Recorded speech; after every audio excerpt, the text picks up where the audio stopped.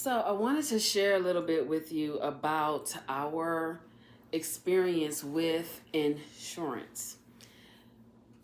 Let me preface this to say that our experience with insurance was not all bad, okay? Was not all bad at all. However, there were some bumps in the road that actually need to be noted here because I want people to understand that they are not alone, they are not the only ones, and that there are a lot of systems that are in place in various industries that you might find a little bit, especially now, a little bit rough to navigate because various systems are starting to fall and crumble because it is a new day. That is the great news, okay? That is the great news. While it may be a little tough and rough right now, just know that things are on the trajectory to better and greater. That's a little bit of the forecast I'm giving you, okay? But just know, my necklace fell off. But just know that my experience with insurance, okay, just let me preface this to say there was a time, because I used to work for a medical insurance company when I was in my 20s. And the goal of that insurance company, as we were trained to always do what you can to pay the claim. That was the goal. I didn't work with any other insurance company, so I can't tell you what other companies were saying, but that was how we were trained. And it would have to be within, of course, the parameters of the guidelines of the company. But they encouraged us to, in some ways, think outside of the box, perhaps request that certain claims be resubmitted, because if you're reading a claim, you can see where this particular thing should be covered, should be paid, but because of how the DX code, which is the diagnosis code, or the CPT code, which is the procedure code, was entered, it looked like things didn't really match or jibe. So we would have them resubmit. During those times, I was in my 20s, like I said, there were times where certain providers would send us or call and send bills to the customer, to the patients.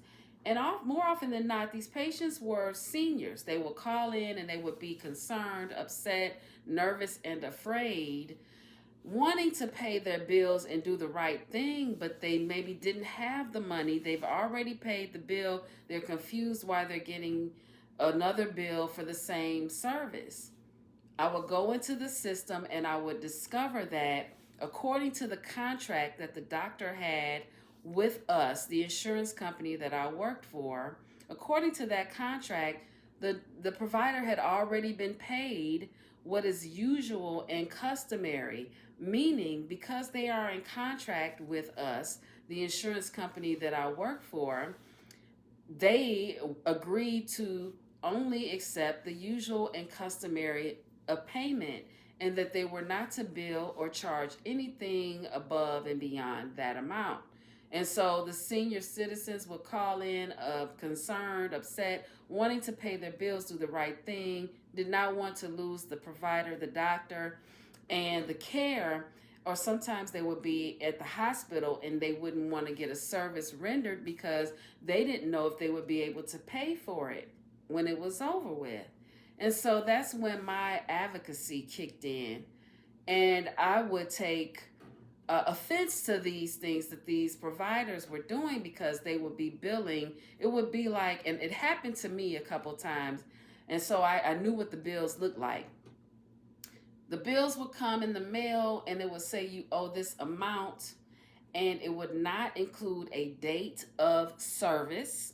It would not include the procedure, what was done, what the diagnosis was. So you get a bill in the mail and you're like, well, I guess I need to pay it because the person or people in these white coats with the clipboard says that I owe it. That's a no-no. Absolutely not.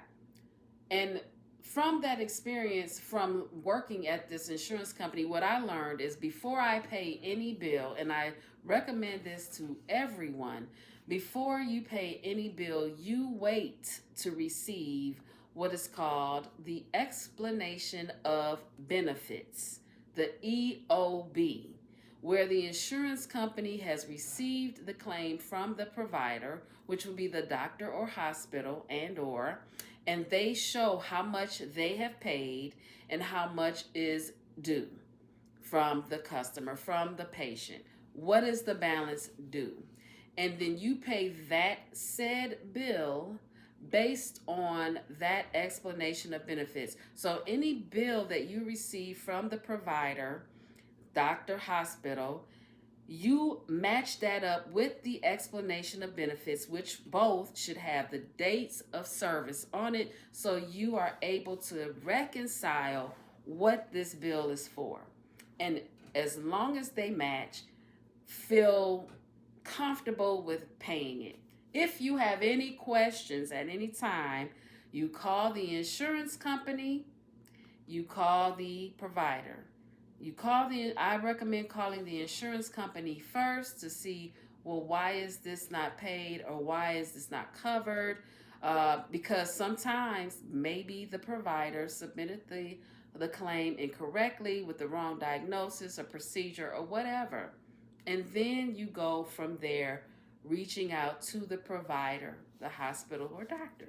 Okay? And when I say provider, I mean the hospital or the doctor. When the people would call me at the insurance company that I work for, upset and concerned about services, they're thinking the service isn't covered. They're confused because they've already paid what they thought they were supposed to pay months ago or even a year ago. I call the provider. This is what I did. I would call the provider, and usually it would be a doctor's office, and I would ask them to tell me why they billed the customer. Why did you bill the patient for this? What is the date of service or services that you billed for, or the dates of service that you're billing them for? And when they give me those dates, I will go into my computer and I will pull it up and I will advise them, you have already been paid for the services rendered, and you are to write off the balance. It is out of contract. It is overstepping and against the contract for you to now be billing for the balance. Period. Write that off. And I don't care what people sign. When they go in, some doctor's office will tell you to sign this document and say, if the insurance doesn't cover this, then you have to pay this, this, and this. If that provider, hospital, doctor, at least at the time, if they are in contract with the insurance company to accept the usual and customary amount, and I'm willing to bet this is still the case, check with your insurance company. If they're in contract to accept the usual and customary, they are supposed to write off anything above and beyond that amount. If they do not, they are breaching the contract. Period. They're breaching the contract. It's happened to me before when I received a bill from a doctor. I don't know if I was still working for that company or not, but not long. If I wasn't, it wasn't too far after. Got a bill. It was so bizarre and confusing, and it looked very arbitrary. I called them and asked, what is this for? And dare I say, as they were trying to explain what it was for, I was in my 20s. I was younger, not as evolved as I am now. But I commenced to cussing them out. And I told them, you have to write it off. They didn't expect me to know what I knew. And that's why it's important for us to educate ourselves. They did not expect me to know that they're not supposed to be billing me for those services. Because I'm like, if I paid you once, I don't need you knocking at my door a year later for the same thing. You better be very clear about what this is that you are billing me for.